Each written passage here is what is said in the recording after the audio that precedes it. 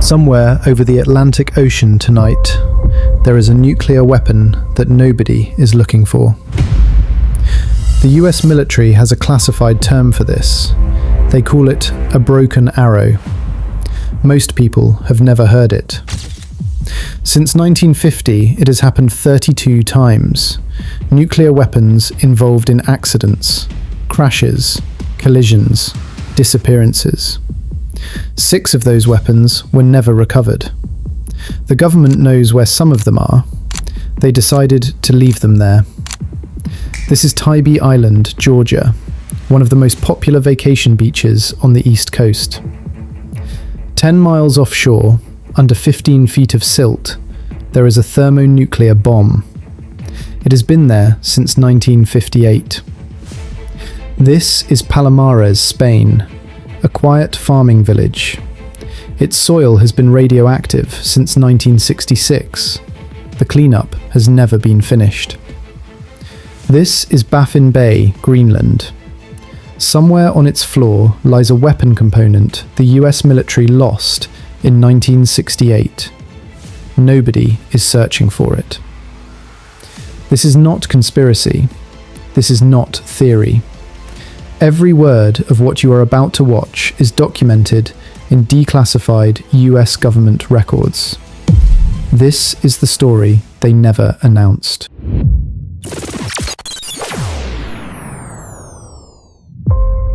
The Department of Defense defines a broken arrow as any unexpected event involving a nuclear weapon that results in accidental launching, firing, detonating, theft, or loss. It is a bureaucratic term for an event that, if the public fully understood it, would make the nuclear program politically impossible to continue. From 1950 to 1980, official sources acknowledge 32 broken arrow incidents. That number may be conservative. The secrecy surrounding nuclear matters means incidents may have occurred that were never classified at all. The program that created most of these accidents was called Operation Chrome Dome. From 1960 to 1968, the Strategic Air Command kept nuclear-armed B-52 bombers in the air 24 hours a day, 12 aircraft simultaneously, each carrying multiple thermonuclear weapons, flying over populated areas every single day.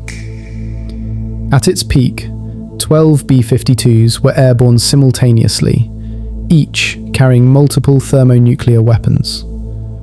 The logic was simple. If Soviet missiles destroyed American air bases, the airborne bombers could still retaliate. The system kept America safe from Soviet missiles by creating a completely different kind of danger. In 1966, congressional testimony, Assistant Secretary of Defense W.J. Howard stated that 2 of the lost weapons contained a plutonium trigger. This directly contradicted Air Force public statements that the weapons were inert training variants. That contradiction has never been publicly resolved. 6 weapons were lost and never recovered. The US government acknowledges this. The locations of some are known approximately. The condition of each is disputed. What is not disputed is that they exist, outside the control of any military or government, and have for decades. February 5th, 1958, 2 in the morning. A B-47 Stratojet bomber, piloted by Colonel Howard Richardson, is carrying a Mark 15 thermonuclear bomb. Yield estimated at 3.8 megatons, 190 times more powerful than the device that destroyed Nagasaki. At 36,000 feet, an F-86 fighter jet collides with the B-47. The pilot does not see the bomber on radar. His left wing is torn off. He ejects. Colonel Richardson is left with a damaged aircraft and a thermonuclear weapon. He requests permission to jettison the bomb. At 7,200 feet, Colonel Richardson jettisons the bomb into Wassaw Sound near Tybee Island. The crew reports no explosion on impact. Richardson lands the damaged aircraft safely. He is awarded the Distinguished Flying Cross. The bomb sits on the ocean floor. The next day, 100 Navy personnel, equipped with handheld sonar, begin searching Wassaw Sound. They search for 10 weeks. On April 16th, 1958, the search is ended without finding the bomb. A 2001 survey suggests it is buried under 5 to 15 feet of silt. The Air Force concludes it would be more dangerous to attempt recovery than to leave it. As of 2025, the bomb remains classified as missing. The Department of Defense has no plans to resume the search. Tybee Island is one of the most popular vacation beaches on the East Coast. Most visitors are completely unaware that 10 miles offshore lies a thermonuclear weapon the Air Force says is safe as long as nobody disturbs it. The Air Force publicly states the bomb contains no nuclear capsule and poses no detonation risk. Congressional testimony from 1966 directly contradicts this, stating the weapon was complete with a plutonium trigger.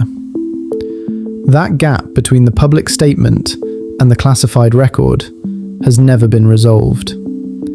In 6 decades. January 17th, 1966. A B-52 bomber collides with its refueling tanker at 31,000 feet over the Mediterranean Sea. The tanker is destroyed. 7 crew members killed. The B-52 breaks apart. It is carrying 4 hydrogen bombs, each one estimated at 1.5 megatons. 3 of the 4 bombs fall near the Spanish farming village of Palomares. The conventional explosives in 2 of them detonate on impact. The nuclear cores do not detonate, but the explosions scatter plutonium contamination across 2 square kilometers of farmland. The fields of Palomares are invisible, but radioactive. The 4th bomb falls into the Mediterranean Sea. It takes 80 days, 3,000 Navy personnel, 33 vessels, and the deep-sea submersible Alvin to find it. Located at 2,500 feet depth, entangled in its parachute. Recovered on April 7th, 1966. Dented, but intact. The cleanup of Palomares required the removal of 1,750 tons of radioactive soil and vegetation, shipped to the Savannah River plant in South Carolina. 1,600 US military personnel participated. Some were later found to have elevated plutonium levels. The US government settled 522 claims from Palomares residents, totaling $600,000. As of 2025, contaminated land in Palomares remains.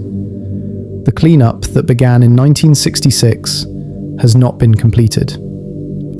A 2015 agreement between Spain and the United States to further remediate the area has not been fully implemented. There is no museum in Palomares dedicated to the accident. The village is marked only by a short street named January 17th, 1966. January 21st, 1968. A B-52G bomber designated Hobo 28 is on a Cold War alert mission over Baffin Bay near Thule Air Base in Greenland. It is carrying 4 thermonuclear weapons. A cabin fire breaks out. The crew cannot land. 6 eject safely. 1 is killed trying to bail out without an ejection seat. The burning bomber crashes onto the sea ice of North Star Bay. The conventional explosives in all 4 weapons detonate. The nuclear payloads rupture and scatter radioactive contamination across the ice. The United States and Denmark launch a massive cleanup operation. Operation Crested Ice. Nearly 250,000 cubic feet of contaminated ice, snow, water, and debris are removed over months of Arctic cleanup. Hundreds of personnel work in -40-degree temperatures, but the secondary stage of one weapon, a uranium-235 fissile core the size of a marshal's baton, cannot be accounted for. The secondary stage of one weapon, the uranium-235 fissile core, cannot be accounted for after the cleanup concludes.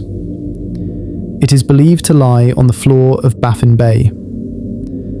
A declassified document from July 1968 reads, "The fact that this operation includes a search for a missing weapon part is to be treated as classified, not to be disclosed to non-US nationals.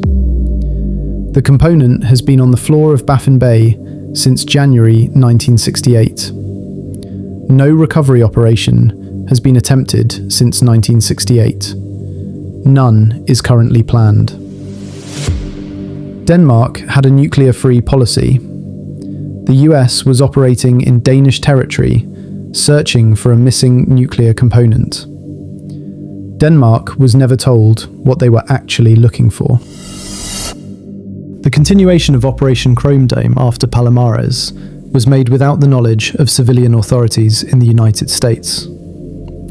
Strategic Air Command determined that civilian officials did not have what it described as the need to know about specific operational points.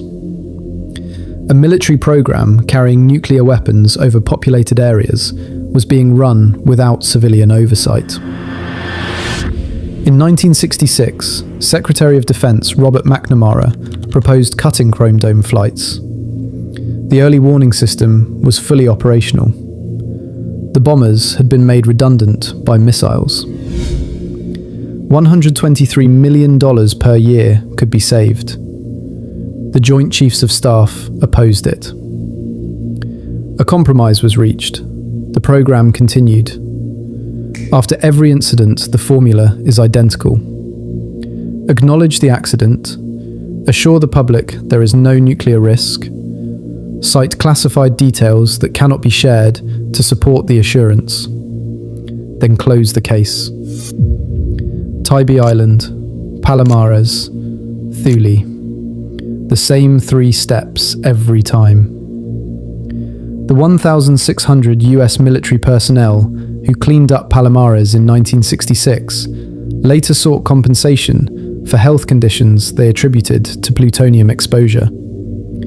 The Air Force's on-site radiation measurements were subsequently dismissed as unreasonably high. Off-site measurements taken later showed much lower figures. Veterans and the Air Force disputed the dosimetry for decades. The gap between what the military tells the public and what appears in the classified record has never been closed.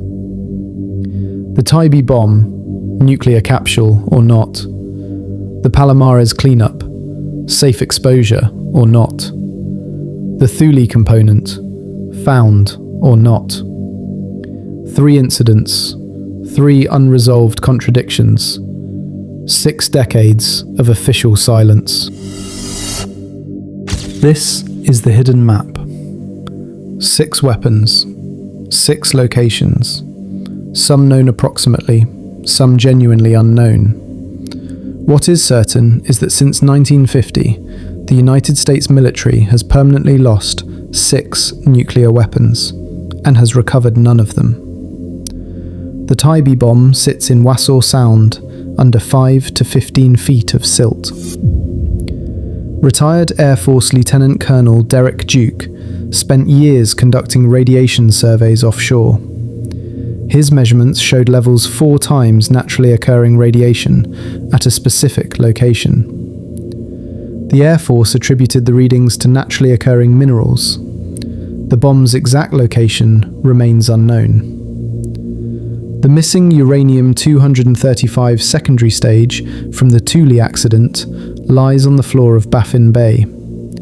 Its exact location is not publicly known.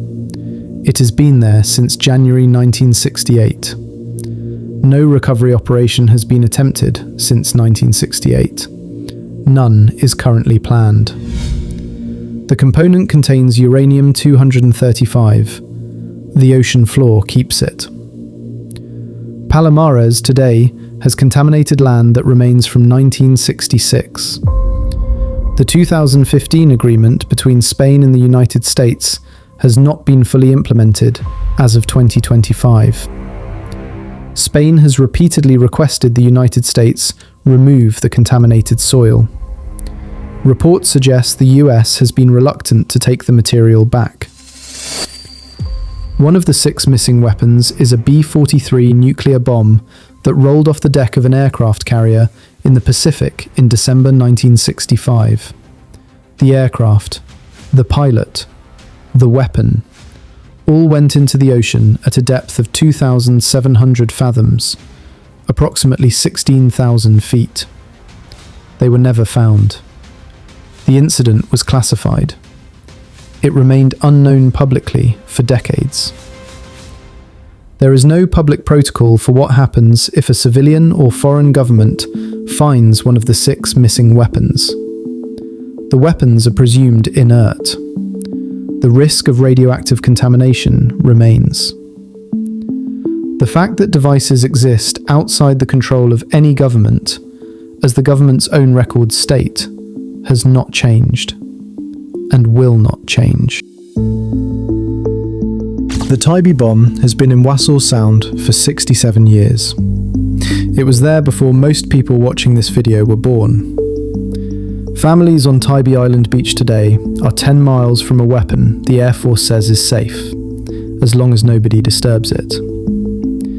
The Baffin Bay component has been on the ocean floor since January 1968. It was there when the Cold War ended. It was there when the Soviet Union dissolved. It was there through every arms control treaty signed since. No treaty covers weapons that were already lost when the treaty was signed. 32 incidents. 6 weapons permanently lost. 1 Spanish village still contaminated almost 60 years later. 1 Arctic bay with a weapon component on its floor. And the question this video cannot answer: if these are the ones we know about, what happened to the ones we do not?